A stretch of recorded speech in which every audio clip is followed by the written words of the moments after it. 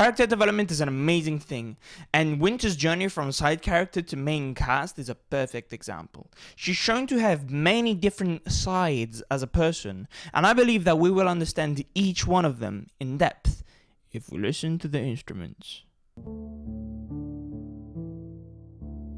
The first side of Winter we're going to take a look at is the one in chapter 1. What she's doing, in the only glimpse we get of her, is ordering her subordinates around from a huge screen. The words I would use to describe her in this scene is cold, loyal, and a no messing around kind of personality.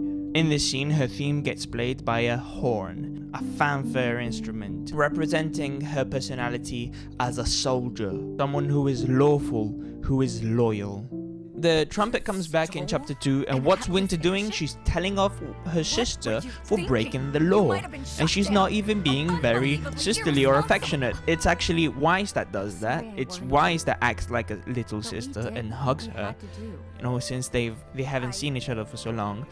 But Winter wasn't going to do that. She was just going to scold her for breaking the law.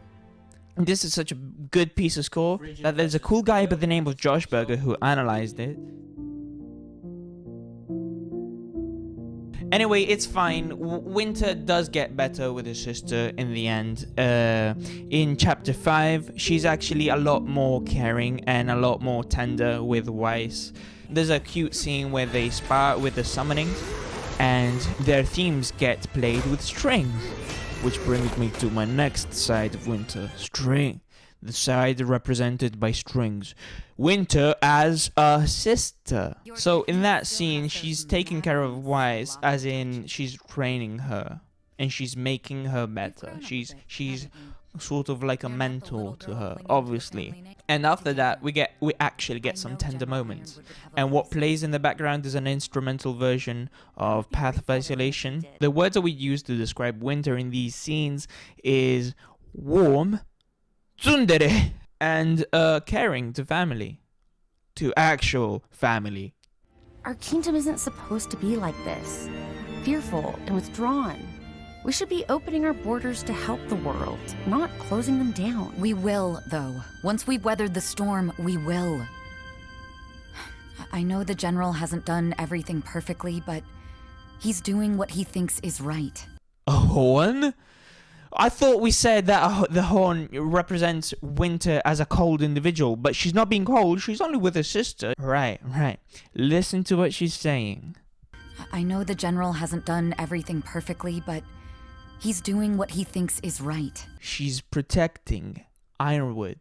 In this moment, Winter's personality is tender on behalf of Weiss and loyal to Ironwood. So the side of Winter that we first attributed to loyalty and being a soldier develops. It becomes more specific. She's not a soldier. She's not just a soldier. She's Ironwood's soldier. Which means that all the scenes we have seen before, we've seen Winter being loyal to Ironwood.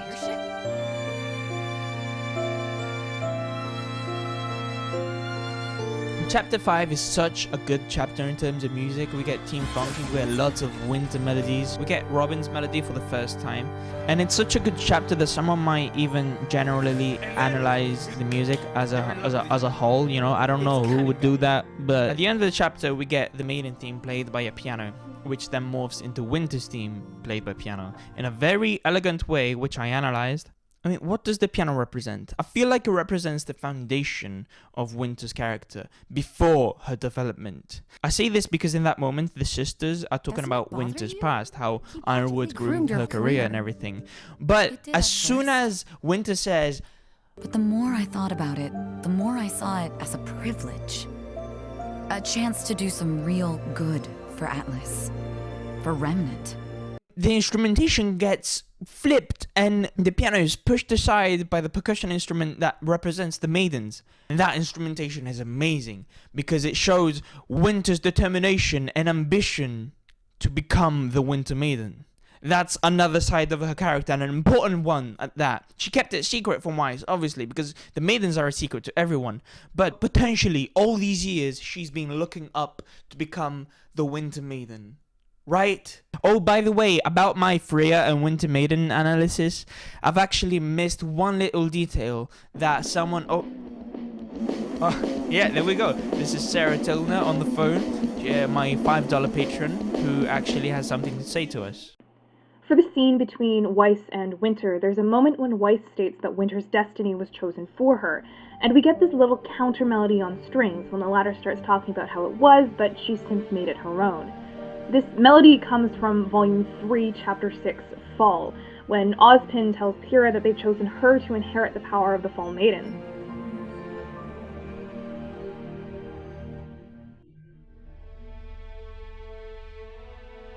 Now, a lot of things can be extrapolated from this, and I'm not entirely sure any of them were intended, so please take this with a grain of salt.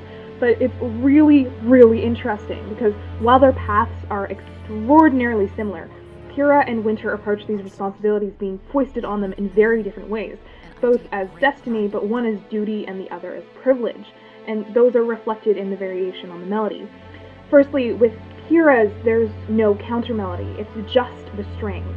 She's being told, being led, not really being offered a choice, at least not until much later when they're down in the vault and there really isn't a choice to be made. The melody is also very somber and heavy, it has this pull to it. It's a weight being dropped onto her shoulders and she has no time to process or influence it. The instance played under Winter's case, however, pushes. It lifts up the main melody, which is still her theme. You feel that pride that she talks about. You still get that weight, but she's quite literally altered it to suit herself. Whatever way you slice it, it's just really clever, and I'm so glad that Alex snuck it in there. What Sarah's done here is a great analysis, even with a reference to Volume 3, which is 4 years back. And she has a different approach than mine to music, since she loves finding little references to volumes very far back, while I tend to be on the music theory side with keys and chords. And not only am I gonna praise her ability to get her point across, reinforcing my argument about Winter's position in front of the Winter Maiden, but I'm also gonna point out the fact that her comment, her thoughts, are now part of my channel. And this is what it should be. If you have your analysis, if you find something, and if you have something to say, just reach out to me and I'll see if I can fit it on my video. Going back on track, we discussed what the percussion instrument represents in Winter, but we actually skipped over what the piano represents. You know what the piano represents? You know what the piano represents? You know what? Weiss's songs always start with piano. And what does Weiss sing about? Her life choices being chosen by other people. You know, I'm getting real tired of people choosing what's best for me. And Weiss doesn't like that. And Weiss rebels. You know what Weiss develops into? Electric guitar. Think about it. Path to Isolation, perfect example. It talks about her past. It starts with piano, how people choose things for her. She sings about exactly that. And then she rebels and it becomes electric guitar. Same exact thing with This Life Is Mine. This life is Weiss's. This life is Winter's. You know, Weiss chose the life of a huntress the way, you know, RWBY saw it. I wanna fight evil and shit. And that's great, Weiss. You can do that. And you can rebel with your electric guitars. But Winter chooses a different path. Winter chooses to become a Winter Maiden. And all the, not the privilege, but the pride in protecting Atlas. The piano is the seed, and you know what comes after is the flower. If it's electric guitars for Weiss or percussion, maiden percussion, lullaby percussion for Winter. And I think that's amazing. I think that's great. Wouldn't it be awesome in Volume 8 to see the same musical development, but on Whitley's behalf? Without his father, as he starts to become his own person, what will the piano turn into this time? I guess we've both had to do a little bit of that. Carving out our own way. I suppose we have. I'm gonna be working on more stuff from Volume 7, but until then, I guess you can surf my channel and...